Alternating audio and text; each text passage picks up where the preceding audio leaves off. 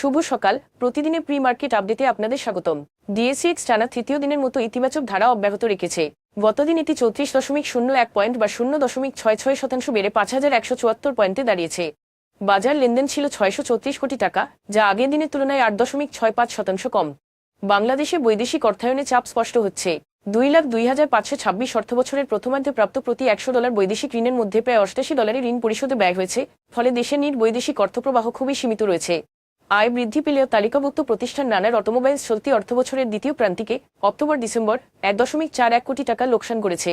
রাষ্ট্রায়ত্ত বিদ্যুৎ সঞ্চালন সংস্থা পাওয়ার গ্রিড বাংলাদেশ পিএলসি 2025-26 অর্থবছরের অক্টোবর-ডিসেম্বর প্রান্তিকে আগের বছরের তুলনায় 72% কমিয়ে 113 কোটি টাকার নিট মুনাফা অর্জন করেছে।